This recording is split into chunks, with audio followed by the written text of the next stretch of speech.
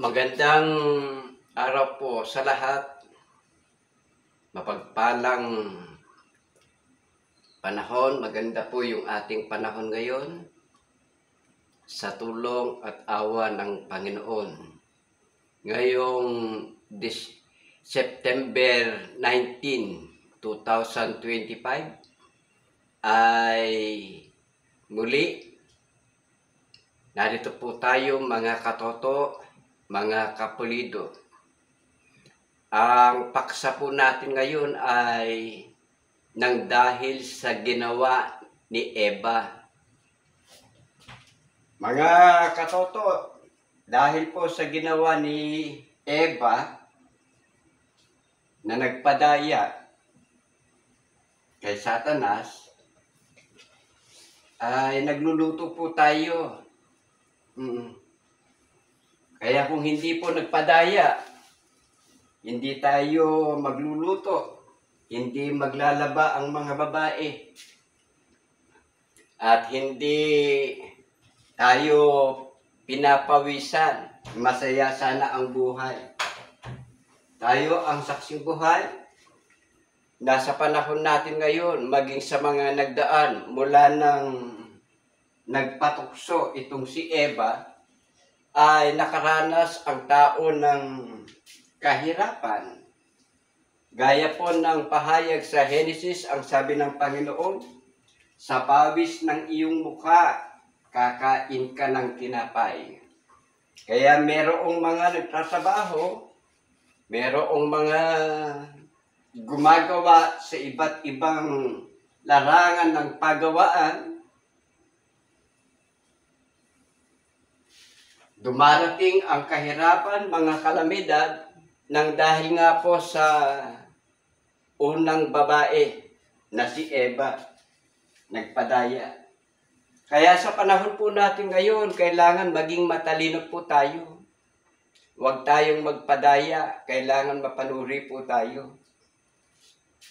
Kaya sa mga darating na araw, dadalasan ko po ang pagbibideo, pag-upload, upang ang ating kaaway na dyablo ay mabisto sa kanyang pagdaraya sa maraming mga tao. Sa panahon po natin ngayon, nagdiriwang ang dyablo. Nagdiriwang ang dyablo. Maaaring itanong po ninyo, bakit siya nagdiriwang? Sapagkat malapit na ang panahon ng kanyang pagpunta o paghagis sa kanya sa dagat-dagatang apoy. Kaya kung kayo po ay mayroong mga katanungan sa aking ibinahagi ngayong September 19,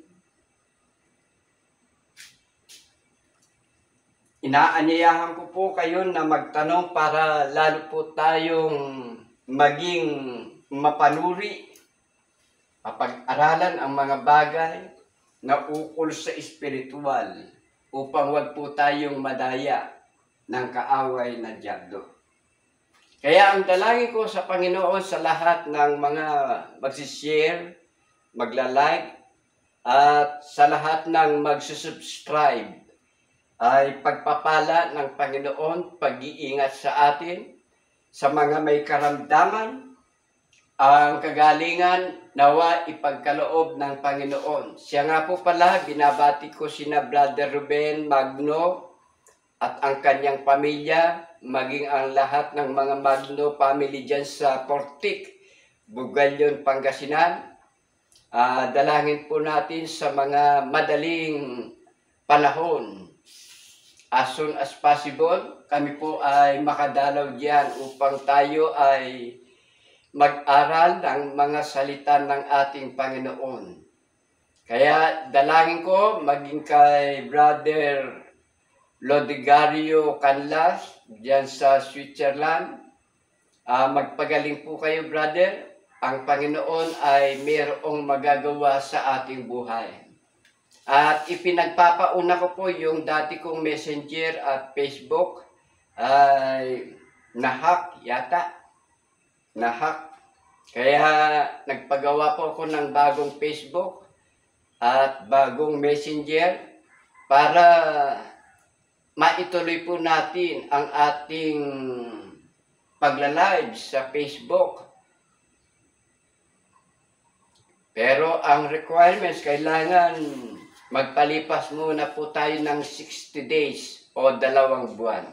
Kaya abangan po natin ang ating pag-aaral maging sa aking Facebook account.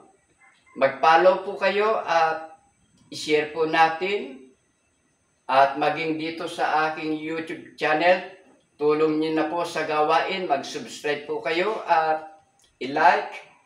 At pakishare po sa marami nating mga kaibigan, mga kakilala, mga kamag-anak upang mapaghandaan po natin ang ikalawang pagparito po ng ating Panginoon.